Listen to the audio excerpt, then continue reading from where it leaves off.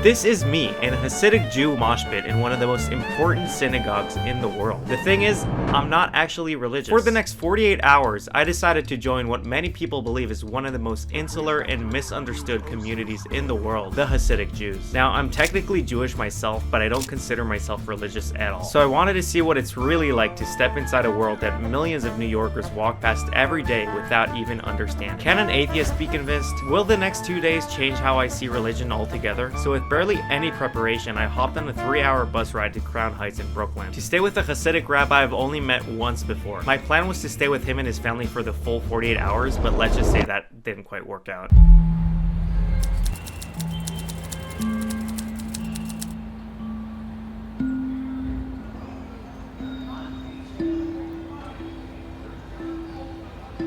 Alright, I've officially arrived in Crown Heights. I'm on my way to meet my host. He just sent me an address and he just said it's going to be a crazy night in Crown Heights. So I have no idea what we're doing, but everybody is out here. It's going crazy and I'm running a bit late, so I'm going to run.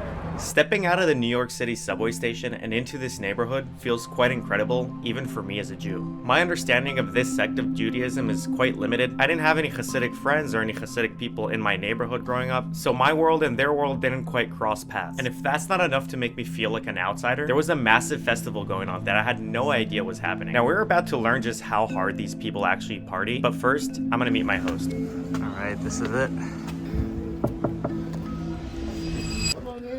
Hey. You look so Hasidic. I tried my best. How you doing? Good.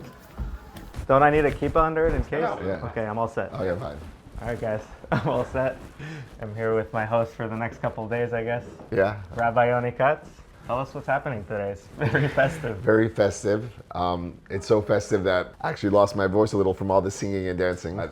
This is the holiday of Sukkot, and it's a time of joy and happiness, where we celebrate our relationship with God. So it's a time of family, it's a time of festivity, and it's a time to go Hasidic for 50 hours. Yes. Smash that like button. And now we're gonna make the Havdalah ceremony.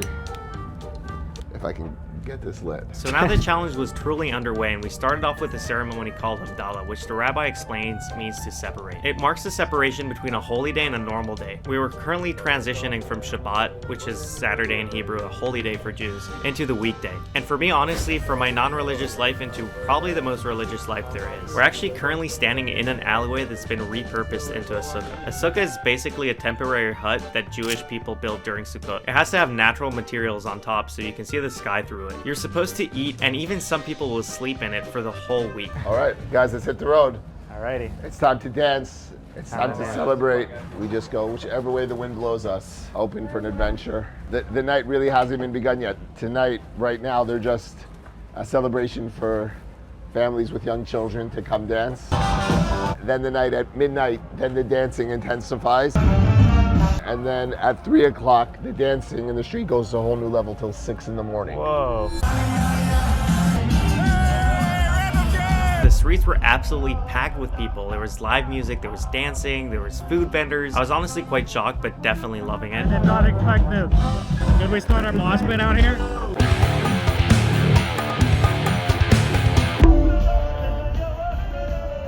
Yoni explained that in their tradition, you could just walk into random sukkahs and hang out, have a drink, maybe have something to eat, sing along. So this is just the hangout spot for today? Yeah, hangout spot. So the whole week you could just come here and hang out? Yeah. Is this a kosher sukkah? No, it's not a sukkah. But this is. Yoni told me that this huge sukkah, which by the way is like the size of a football field, is hosted by the Rabashkin family. They serve free food here 24/7 for the entire week, which is crazy. As you can imagine, I'll be spending a lot of time in here. This doesn't end.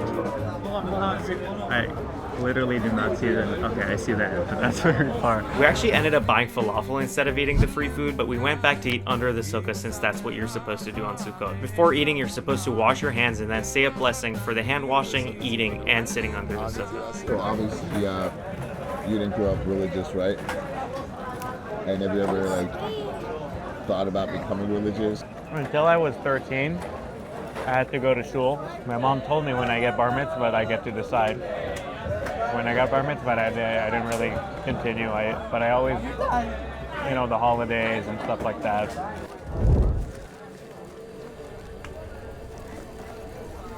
After dinner, we hit the streets again and danced for a while, which was such a fun and wholesome experience. You could really see how close this community is. I feel like the Jewish people are known to be very communal, but this is nothing like what I grew up knowing. I already felt like I was part of this community. Nobody seemed to really care that my beard wasn't as long or that I wasn't really dressed exactly like them. With that being said, during the dancing, I got some pretty bad news that might just screw up this whole challenge. I kind of started to panic at this point and I really had to rethink everything.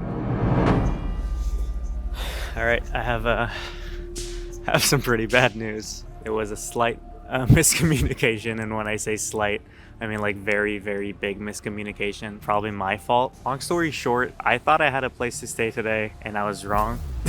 So I was pretty sure I was gonna stay with Rabbi Yoni today, but we spoke on the phone a while ago about this, and there is a chance that I like failed to mention that part. I just said like that I was gonna do this video, so I'll take the blame for that. So I have no place to stay right now, and while that makes me super anxious, I basically have no other option than to just go back out there and try to find a place to sleep. Literally just as I was about to leave, the craziest thing that has ever happened in my life took place, and I'm not even exaggerating. What are you filming? No f***ing way. How's it going? How you doing, man? Good, you? Dude. What's your name? I'm Tev. Kev, nice to meet you, brother. Dude, what the fuck? The voice you just heard was none other than Brad and the Discover Connection team. Discover Connection is a YouTube channel with over 1.5 million subscribers that just so happen to be filming a video about the Hasidic community. I told them about my story and the video I'm making, and this is what happened next. Is this your luggage? That's me, man. Where are you staying tonight? I don't f***ing know. Are you staying with us? Yes. Stay with us. So Ted, we're gonna go. We're gonna have l'chaim. We're gonna make some cheers, and then we're probably gonna go Sukkah if you'd like to. Dude, sold. Right here. Shall we? What's your name, by the way? Tev. Okay, wait, let me give you your camera. I'm like filming like it's mine now. Just adopted a YouTuber. Is this how you thought this video was gonna go for you? Dude, I was like, I'm gonna sit in a sukkah and like sleep there until 6 a.m. and then like cry myself to sleep there, maybe. That's my plan. To be honest, I was kind of stuck in a state of shock for like an hour, but after some l'chaims and a bit of dancing, we all headed over to the next random sukkah on our sukkah hop tour. It is worth noting that we just kind of showed up at these people's houses, like we don't know these guys. After some more l'chaims and chatting, we discovered that this house has the world's biggest Tanya. A Tanya is basically one of the core books of Chabad, sort of like their spiritual guidebook. You want the Jewish guy to see it especially. Right now, you're in the dining room.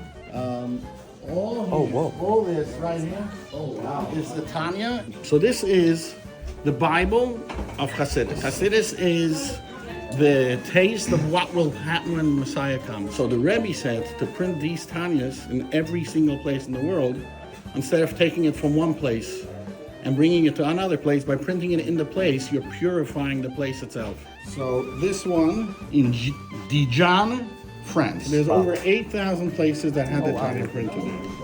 Now, if I'm being honest, I actually didn't know what a Tanya is before this, so this was a very eye-opening experience for me too. This is a Tanya in Braille. This is not when they had AI and all this.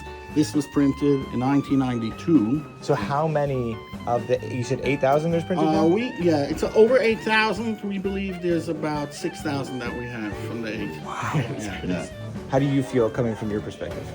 It's really interesting because obviously this is my religion. Yeah. And, you know, like I don't know, I feel like I know like 5% of everything of the Hasidic like community. So for me, this is all a new experience. By the way, this that you said, that you know 5%, because the Torah has no end, it's unlimited, we all know 5%, or we wish we knew 5%. This guy named Mendy showed us him printing the Tanya in Baghdad, which is crazy because there's literally just a handful of Jews in Iraq. Were you undercover? Look at this. Look how open that is. He wore No a hat. VPNs, no nothing. Like, did someone say, yo, It was all his idea. Yeah, this guy. And you were just like, cool, let's go? Yeah, I was like, cool, let's go, yeah. You don't fear that. Huh? It's kind of like the YouTubers that are like, I camped in illegal places, and then it's like, I printed Tanyas in Iraq. What was that like for you? Amazing. I mean, 7,000 books in the house. I have like 3 books in my house.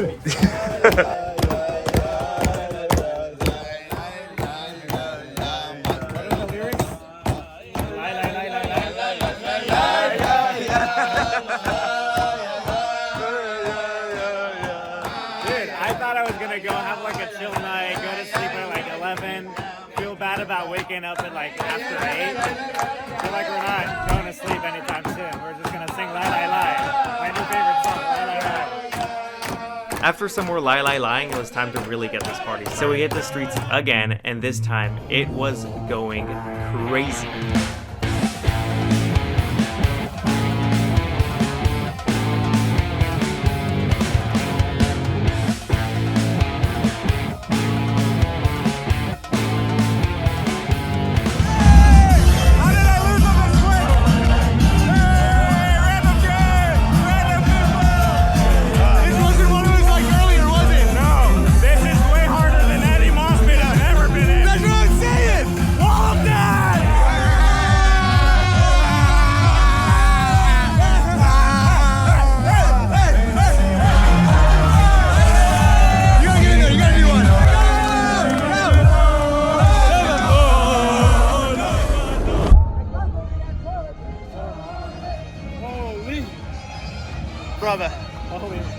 Bro, I can't believe it's like 5 a.m. I'm intoxicated. I'm not intoxicated. Yeah. And I just feel like so much energy. Oh yeah. Like, I don't know, like as if I just drank 5 espressos. And it's all from other people. Is that what baptized feels like? At this point, we were done dancing and came to 5 a.m. This is munchies. the best homeless shelter in the world. Oh yeah. Like fruit smoothies, sushi, fresh pastries. This is 5 in the morning. Yeah. And this dude's 80 years old and serving food. Still serving food. That's insane. We got to the Airbnb around 6 a.m. and just ended up chatting for an hour until my body started collapsing and my brain literally stopped functioning. I didn't start this day off thinking that I would be staying at the Discover Connection Airbnb in Brooklyn. And there's light out and it's 7 a.m. so I'm gonna go to sleep.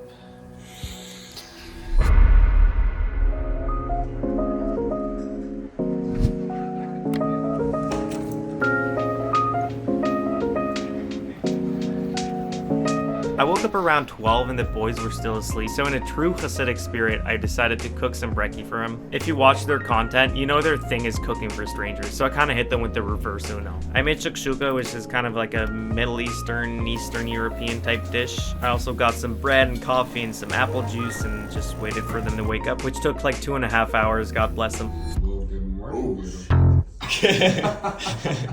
You made food. Yes, sir. You guys just cook for people, so I thought, get a taste of your own medicine.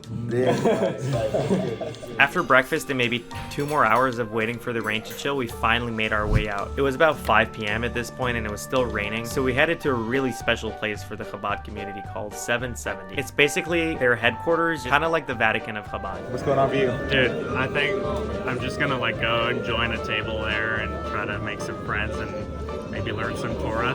I don't know, and then hopefully someone will host me for the night. All right. Well, good luck, brother. Sir. All right. I've disconnected from the Discover Connection guys for now. Here at the huge synagogue in Crown Heights, and I'm gonna try to join a lesson here and maybe make some friends, learn some Torah. I assumed joining a Torah lesson would be kind of easy, but apparently I came a bit late. After asking around, I found someone that wouldn't teach me Torah, but would take me to someone who'd show me a very interesting Jewish ritual instead. What I was doing here is called the 4 minim. It's a Sukkot tradition where you hold and shake 4 specific plants. Each one represents something different, and the idea is that when you bring them all together, it symbolizes unity. So yeah, they do this shaky thingy every single day of Sukkot. Any Jews out there, let me know how my form is in the comments, please. I try to make it look natural, but everyone had this like smooth little shake going on, and I felt kind of goofy. After doing our daily shaking, it was time for a very wet lunch/dinner at this point, and of course it was time for some free food at the Rubashkin Sukkah. This food is actually pretty good, but I'm super happy about being rained on this whole time. And the sukkah is like made out of basically like branches and stuff, so water kind of just slips in. It's cool. So the plan for me was to go to sukkahs and kind of talk to people and hopefully find a place to stay, but it's not going to be dry, so I might go get an umbrella first and then try and find some sukkahs to sit in and hopefully find a host for the night. After our wet meal, I headed over to the main area, which was pretty empty, so I thought maybe an indoor activity would be the way to go. I headed back to the 770 Synagogue, and it was completely packed. A little bit of background: when I met the Discover Connection crew yesterday, they were hanging out with this guy named Shmuel. Besides being the nicest dude in Crown Heights and possibly the best hugger on earth, he also told me about something called a washing machine, which I'll let him explain. In 770, there's just a crazy amount of people that are dancing together. So if you're in there, Tyler will be my, and then Harrison get in here. Yeah. It's basically so congested. And even though there's such good AC, it's still so hot. This is at the synagogue. This is. It becomes a washing machine. This is what they call a little washing machine over here. I'm just gonna hop in.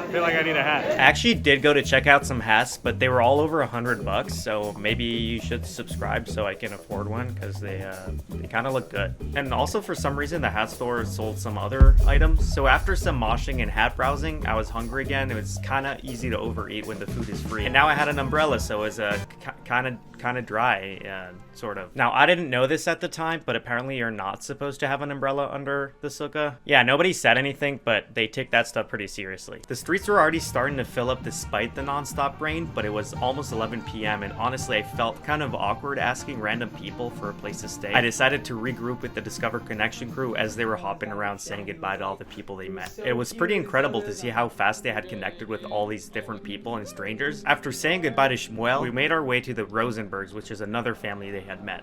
Shmuel, you brought someone that you haven't met yet, and he's afraid to walk into your home. Deb, say hi. Come on in, Deb. We quickly discovered that Shimon grew up literally 5 minutes from where I live, which is crazy because I live like in a forest upstate. Shimon, he's living upstate in Mountaindale. You're kidding? Yeah. I grew up in Mountaindale. Oh, no, really? Mountaindale's like some boondocks in Bumble. It's like a tiny town. There's less than 1,000 people in the town. Yeah, it's tiny. Dude, that's a weird coincidence. Like, that is really weird. Before we travel, there's a custom called Shliach Mitzvah. Shliach, it's a term in Jewish law that you can be instead of someone else, literally. So if I send you as my messenger to do a positive act and deed, you have then taken it over as your own. If I give you $1 and I rolled it so that you will not lose this, this is not your other $1, this is going to go into your wallet, and you are now my special envoy to give charity somewhere else. Oh, I love that. And as long as you are doing this for me, there's another thing in Jewish law that says that you are my messenger, no bad can happen to you. You are now, this is a blessed sort of, you're doing something positive, right? So if you're doing something positive, you have God on your side. So you guys are now messengers to do some positive. Wow. You see someone out there. When I was a kid, my mom would always teach us that if we're in a foreign country, to always give at least $1 to a person on the street. But I never saw, only now I see that it's in relation to this somehow, and I never saw it like that. Just as we were about to leave, the Rosenberg family actually invited me to lunch the next day, but of course, we couldn't head back to the apartment without partying a little more with our new friend Shimon.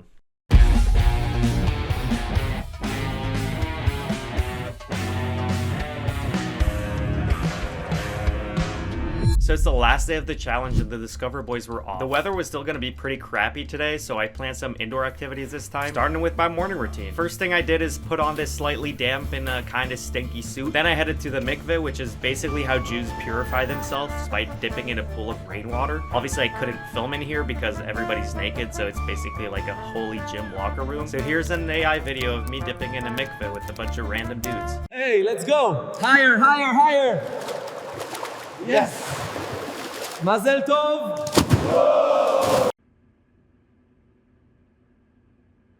Once I was clean and purified, it was time for the morning shakies. I feel like my form is getting kind of better here. And yeah, that's basically it for my Hasidic morning routine. Since the weather was still terrible, I figured a classic rainy day activity would be shopping. I checked out some of the stores in the neighborhood and everything was so different from the regular stores we all kind of know. They had a ton of games and books made specifically for this community. Even classics like Bingo and Monopoly had Hasidic versions. It was almost time for the lunch at the Rosenbergs, but first, I heard a rumor of free money being passed around the block, so apparently there's a line here, and if I stand in it, I will get free honey cake and $1. You know me, I'm Jewish. If there's $1 involved, I'm in. Not only did I get the $1, but the cake was actually really good.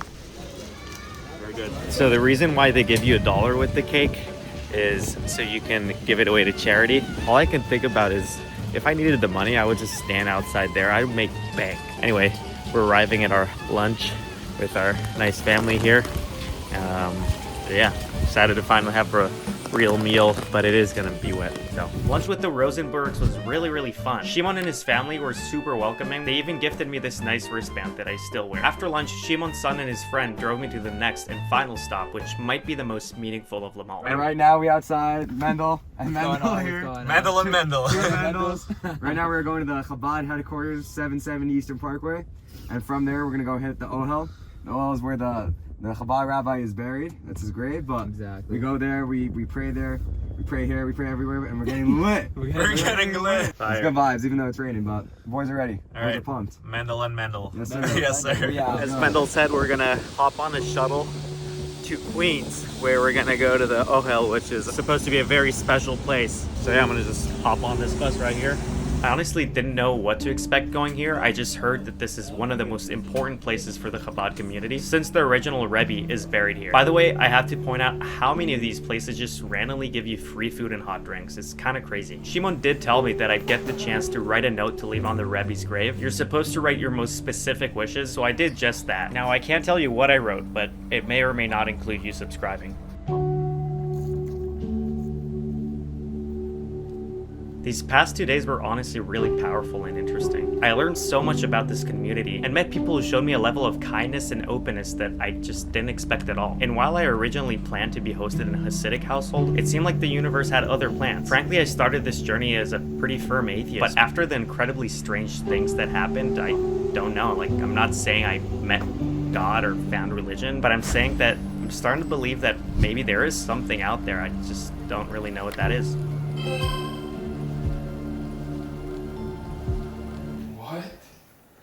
Wait, so does this mean that now you're the Hasidic Jew hosting us? Yeah.